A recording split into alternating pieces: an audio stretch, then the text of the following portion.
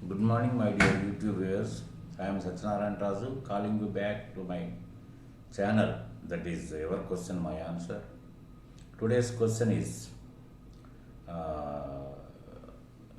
account balancing system, posted by Raju from Bhimavaram West Godavari. Raju garu, మీరు accounting balance system గురించి question వేశారు. దాంట్లో నాకు అర్థమైంది ఏంటంటే, మామూలుగా గణితంలో అయితే 1000 రూపాయలు మన దగ్గర ఉంటే 800 రూపాయలు ఖర్చు పెడితే ఆ 1000 రూపాయలలోంచి 800 తీసేసి 200 బ్యాలెన్సింగ్గా మనం చెప్తాం. కానీ అకౌంటింగ్లో అంటే అకౌంట్ అంటే లెడ్జర్, దాన్నే అకౌంట్ అంటాం మనం. లెడ్జర్లో ఎలా ఉంటుందంటే, లెడ్జర్ ఎలా ఉంటుంది, టీ షేప్లో ఉంటుంది.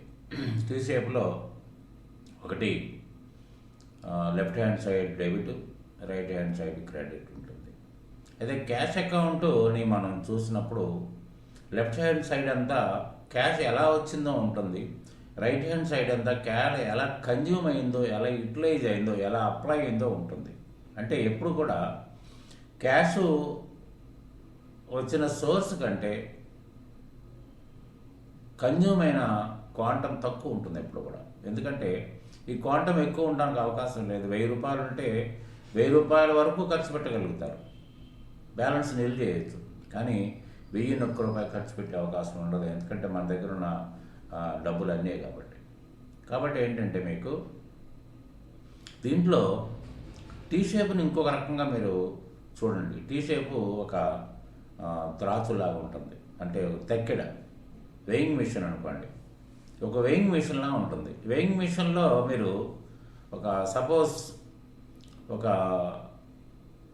కిలో వెయిట్ పెట్టారనుకోండి. ఒక సైడ్ కిలో వెయిట్ పెట్టిన తర్వాత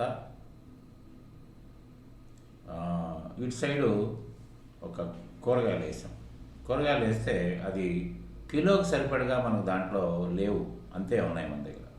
సరే తక్కువ ఉన్నాయి సార్ అంటే, సరే ఎంత ఉంటే అంత ఇవ్వాలి అంట. అప్పుడు అతను ఏం చేస్తాడు, దగ్గరున్న వెయిట్లో 100 కానీ 200 కానీ దాంట్లో ఆ పక్కన వేయడానికి ప్రయత్నం చేస్తాడు. ఎందుకంటే దానికి సమానం చేసుకోవడానికి. ఎందుకంటే ఇతను ఆ 1000 కిలో వెయిట్ తీసేసి వేరే వేయటానికి ప్రయత్నం చేయకుండా ఇటు సైడ్ వేస్తాడు. అంటే దాని అర్థం ఏంటంటే, ఒక 200 గ్రాములు తక్కువ ఉందనుకోండి, అంటే 800 గ్రాములు కూరగాయలు ఉన్నాయి, 200 గ్రాములు ఇంకా మిగులుంది. అంటే మీకు టోటల్గా కిలో కూరగాయలు కొనుక్కోవాలని వెళ్ళినా మీకు 800 గ్రాములే దొరుకుతుంది. అంటే ఆ లెక్క ప్రకారం ఆ కిలోలోంచి ఆ 200 తీసేస్తే ఉన్నది 800గా తేలుతుంది. ఇదే లెక్క ప్రకారం కూడా మనం అకౌంటింగ్ బ్యాలెన్సింగ్ చేస్తుంటాం. అయితే దీంట్లో ఏమవుతుందంటే, మీకు హయ్యర్ సైడ్ ఏదైతే ముందు టోటల్ వేస్తాం, ఈ అకౌంట్ క్యాష్ అకౌంట్లో అయితే ఎప్పుడు హయ్యర్ సైడ్ డెబిటే ఉంటుంది. తర్వాత ఏంటంటే, ఏదైనా సప్లై అకౌంట్ చూస్తే ఎప్పుడు కూడా హయ్యర్ సైడ్ క్రెడిట్ ఉంటుంది.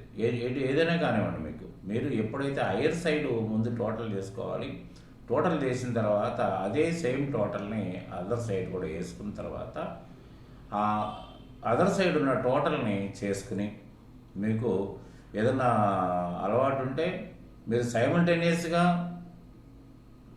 ఈ టోటల్ చేసి పక్కన వేసి తీసేసి పరిస్థితి లేకుండా చేసుకుంటూ బ్యాలెన్స్ ఎరవి కావచ్చు, ఆ సిస్టమ్ ప్రకారం ఎరవి కావచ్చు. మీకు అలవాటు ఉంటే అలా చేసుకోవచ్చు. లేకపోతే దాని టోటల్ మొత్తం చేసి 1000 రూపాయల నుంచి తీసేస్తే మిగతా బ్యాలెన్స్ అక్కడ వేస్తే, క్యారీ డౌన్ అని వేస్తే మిగతా మీకు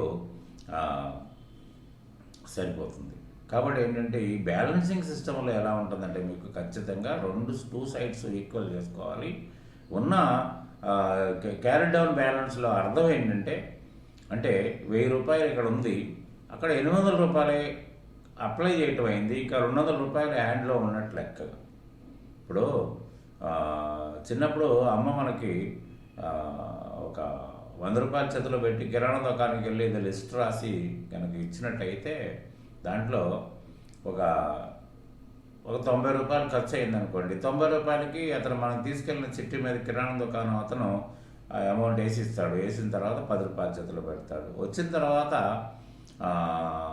ఏం చేయాలి, మనం ఆ చిట్టుతో పాటు 10 రూపాయలు ఇస్తావు. అమ్మ నువ్వు నాకు రూ. 100 ఇచ్చావు, ఇగో ఈ చేతిలో ఈ ఖర్చులు ఉన్నాయి, మిగతా బ్యాలెన్స్ కూడా ఇస్తున్నాను అంటే 2 బ్యాలెన్స్లు 2 100.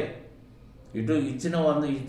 100 సరిపెడుతున్నాడు. ఎలా సరిపెడుతున్నాను? రూ. 90 కిరాణా దుకాణం లిస్ట్ అయింది, ఇగో ఈ రూ. 10 కూడా చేతిలో ఉన్నాయి, 2 సమానంగా ఉన్నాయి అంటే నువ్వు ఇచ్చిన దానికి నేను సరిపెడుతున్నాను అని చెప్పడం అన్నమాట.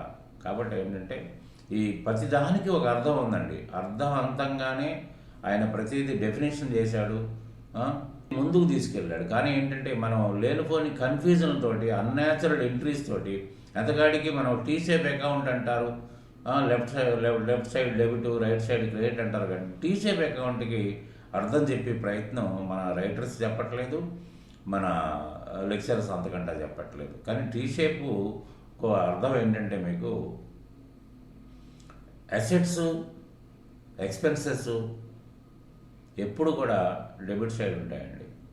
అంటే డెబిట్ ఇంక్రీజింగ్ సైడు, తర్వాత రైట్ డిక్రీజింగ్ సైడు.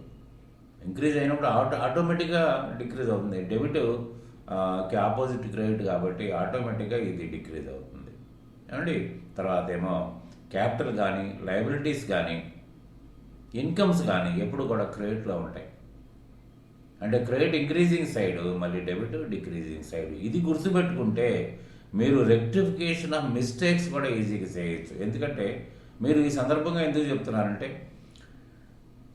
జర్నల్ తర్వాత లెడ్జర్ స్టార్ట్ అవుతుంది. లెడ్జర్ ద్వారా మీరు ఒకవేళ ప్రిన్సిపల్ మిస్టేక్స్ ఏమైనా చేస్తే మీరు డెబిట్ చేయాల్సిన క్రెడిట్ చేయాల్సిన డెబిట్ చేసినప్పుడు, మీరు లెడ్జర్ పోస్టింగ్ చేసినప్పుడు మీకు కాస్త అవగాహన ఉన్నట్టయితే ఎప్పుడు కూడా capital, liabilities, incomes always on credit side ఉంటాయని ఒక న్యాచురల్ పొజిషన్ని మీరు మైండ్లో పెట్టుకోగలిగితే మీకు అప్పుడు అర్థమైపోతుంది. ఇదేంటి ఇది క్రెడిట్లో ఉండాలి కదా, డెబిట్లోకి ఎందుకు వచ్చింది అనేది డౌట్ కనుక వచ్చిందంటే అప్పుడు ఆటోమేటిక్గా మీరు జర్నల్లో పోయి దాన్ని రెక్టిఫై చేయగలుగుతారు. ఇంకోటి చూడండి, మీరు సిస్టంలో, అకౌంటింగ్ సిస్టంలో మనం చేస్తూ ఉంటే మనకు కొన్ని అలౌ చేయదు. అంటే దానికి అలౌ చేయకపోవడానికి గల కారణం ఏంటంటే మనం చెప్పిన విద్యనే, మనం అందించిన నాలెడ్జ్ ప్రకారమే అది పనిచేస్తుంది కాబట్టి. అంటే మనం సిస్టమ్కి అందిస్తాము, మన సిస్టమ్ ద్వారానే మనం తప్పులు ఒప్పులు సరిదిద్ది పరిస్థితి ఎందుకు రావాలి మనకి? అంటే మనం ఎక్కడున్నాం అసలు? మనం అందించింది మనమే నేర్చుకోవాలన్నా? ఈ పరిస్థితి మనకు ఎందుకు రావాలి? కాబట్టి ఏంటంటే రెక్టిఫై చేసే శక్తి మీకు లెడ్జర్ ద్వారా అవుతుంది. టీ షేప్కు ఉన్న విలువ చాలా ఎక్కువ. కాబట్టి అకౌంట్ ఏదైనా కానివ్వండి, మొట్టమొదటి నుంచి జర్నల్ స్టేజ్లోంచి లెడ్జర్ వరకు కనుక మీరు ప్రతిదీ అబ్జర్వ్ చేసుకుంటా మీరు కనుక చేసుకున్నట్టయితే ఈ చిన్న డౌట్స్ రావు సరిగదా, మీరు చాలా అడ్వాన్స్గా అయిపోతారు. ఎక్కడ కూడా ఇంకా లెడ్జర్ తర్వాత మీరు తప్పులు చేసే ప్రయత్నాలు చేయరు. మీరు ట్రయల్ బ్యాలెన్స్ చేయడంలో కానీ, ఇంకో ఫైనాన్షియల్స్ తయారు చేయడం కానీ ఎక్కడ తడబడి పరిస్థితి ఉండదు. మీకు అన్నీ అర్థమైపోతాయి. కాబట్టి ఏంటంటే మీరు నేర్చుకోవాల్సిన క్షుణ్ణంగా నేర్పించుకోండి. లెక్చరర్ ఎలా చెప్పినా కూడా, మాస్టర్లు దీనివల్ల మాకేం ఉపయోగం, మీరు ఎలా చెప్పుకుంటూ పోతామంటే మాకు దీనివల్ల వచ్చే ఉపయోగం ఏంటని అడిగి ప్రయత్నం చేయండి. ఆన్సర్ కూడా రాబట్టుకోండి. ఆయన చెప్పకపోయినా వదిలిపెట్టకండి. ఎందుకంటే మీరు ఫీజులు ఇచ్చి నేర్చుకుంటున్నారు.